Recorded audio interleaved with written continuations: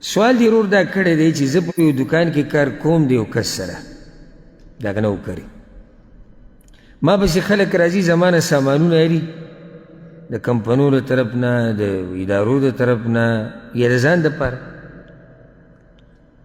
نو هغوی وایي چې موږ له ډسکاونټ راکړه ریټ کم کړه نو زه د دکان د مالک په اجازت هغوی له ریټ کموم خو هغوی دا وایي چې په فاتوره کې په رسید کې به ریټ هغه لیکې کوم چې د ډسکاونټ نه مخکې دی ډسکاونټ به ته موږ له راکړې او ریټ به هغه زوړ لیکې نه یې خبر که څه دې کیسې ده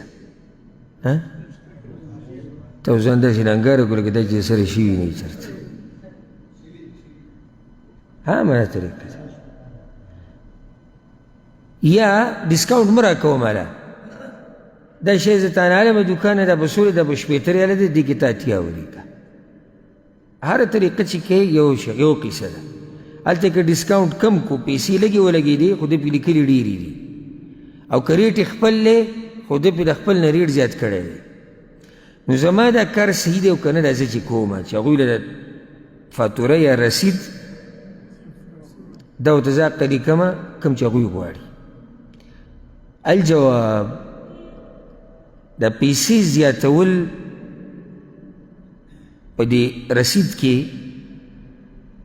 یا ډسکاونټ ورکول او ریټ هغه زوړ لیکل دا یو ناروا کار دی او دا د الله نافرماني ده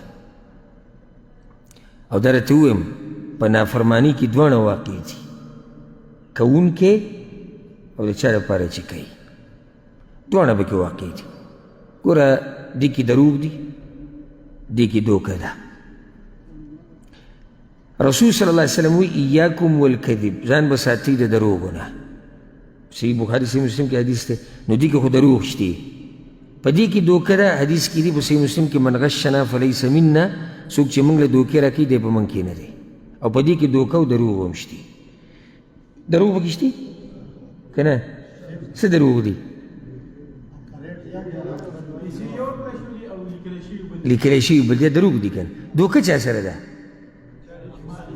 دوکه مالک سره ده نو دوکه پکې هم ده دروغ هم دي او دا کم سړی چې لګیا دی دا چې د چا وکیل دی دا چې راغلی سامان اخیستوله دی چې چا وکیل کړی ده او چا چې وله دا مزدوري لګولې ده او دا کار یې وله ورکړی ته ماله سامانونه راوړې دی د هغه مال په ناروا طریقو سره خوري دا مال د هغه دی ګورې دا مال د هغه دی او خوري دی په ناروا طریقو سره دغه شان دا اولنی کس چې کوم دی دوکان والا که دی پکې ځان له فایده لیکلی داسې کېږي وایي ته پیسې ډېرې ولیکه تاله به ترې درکړم کله داسې هم کېږي یعنې ته په دې رسید کې پیسې ډېرې ولیکه زه به پکې تاله هم څه نه څه برخه درکړم دی هم حرام خوري او د خپل مالک سره دوکه کوي او دا یاده که موږ چې کله مالک ووایو زموږ سوچ د دنیاوي مالکانو ته لاړ شي دوی سره خو دوکه ده خو ګوره دا دوکه د عرش والا سره هم ده لکه چې هغه لوی مالک تیم ته منع کړی او ته دا کار کې اوس دې ځای کې ورور ما ته یو خبره کولی شي چې دا کار خو به هله ناروی چې کله زه دا سامان د چا دپاره علم صحیح شو بیا خو ناروا ده خو چې زه دا سامان د ځان دپاره علم او دا په شپېته دی او زه په ده باندې رسید د اتیا جوړوم نو بیا به ناروی که بیا به روی پوه نه شوي تاسو رفع الله قدره که ته لږ د رسول الله راتې تا نه به الله مولا جوړ کړی او که نه لکه صحیح د کمپني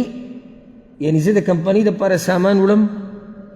ریټ کته به کوم دا خو دوکه دړه کړې دا خو پته ولګېده زه د ځان دپاره سامان علم او زه هغه ته یم چې ریټ ته دغه مه لیکه تا خو ماله به 50 روپۍ راکړو ته 100 ولیکه بیا هم ناروا ده ځکه چې سبا له زه دا خلکو ته ښیم چې دا ما په 100 اخیستی دی هغه وایي 100 تا څنګه اخیستی وایي دا وګوره دروغ الله قرآن کې وایي ولا تعاونوا على الاثم والعدوان د ګناه په کارونو کې به د یو بل مرسته نه کوئ زما هغه وروڼو ته نصیحت دی کوم چې سامانونه خرڅوي یا په دوکانونو کې دي یا په ورکشاپونو کې دي یا په هوټلو کې دي یا په petrol pump की तो बाहर की दी चल अल्लाह ने वही रहेगी कि सुख देते नारवा कर वही तब न के او دا کم چې دا کار کوي د خپل ځان دپاره دی د الله نه ویریږي دی حرام مال خوري او ته راغلی مسافري دې کړي او دومره سخته تیرې نتیجه د هغې دا راووته چې ته بچو ته حرام لیږې او یا ښځې له حرام مال لیږي او مور پلار له حرام لیږي څومره ظلم دې وکړو او څو پیسې به زیاتې شي 10 شل 10 څلوېښت 50 100 200 خو دا حرام دي دی خو دا پیسې د سره پاتې کېږي نه دا بې برکته دي دویم د الله دې ځان ذمهور کړو د هر څه به د الله تپوس کې او ځکه حدیث کې راځي چې قیامت په ورځ به د انسان نه یو څو تپوسونه کېږي یو تپوس پکې څه دی چې دا مال یې د کوم ځای نه ګټلی دی او په کوم ځای کې یې لګولی دی خیال مې دی مال یې د کوم ځای نه ګټلی او چې تا نه الله تپوس وکړي چې دا دې څنګه ګټلی و ته به الله له څه جواب ورکړې ته به دا وایي چې زه غریب وم ولې د غریبۍ د لاسه حرام کارونه روا کېږي یا ته به دا وایې چې نه دا د سعودیانو مالو د عربو مالو د عربو نو د کافرانو مال شو د کافر سره هم ګوره دوکه دړکه نشي کولی د کافر سره به هم دوکې دړکې نه کوي رښتیا خبرې به کوي نو دا مسله عامه شوې ده لکه ډېر خلک زموږ نه دا تپوسونه کوي د الله نه یېرېده پکار دي ها اوس که دا نوکر دي سي وایي بله ته ووایم دا چې دوکان کې نوکر دی دی وایي زما مالک ما ته وایي چې ته داسې کوه زما خو مالک مال اجازت را کړی دی چې ته دا کار کوه نو بیا به صحیح هغه منع کړی دی الله منع کړی دی او که ستا مشر او ستا کمپنۍ والا منیجر او داسې پسې ځه تا له اجازت د ناروا کار درکړي نو ناروا روا شو یاره چې موږ خو شراب خرڅوو د خنزیر لږه غوښه ورسره هم خرڅوو ځکه چې موږ دغه کس ویلې خرڅوئ دا خو حرام دي وایي نه هغه وایي چې خرڅوئ نو دا خو الله حرام کړي دا خو هغه نه دي حرام کړي دې له به دلیل ګوري چې الله حلال کړي که نه که الله حلال کړي بیا خو صحیح دی چې الله نه حلال کړي دا ستا د دوکان مالک د تا دپاره نشي حلالولی پوه شوې که نه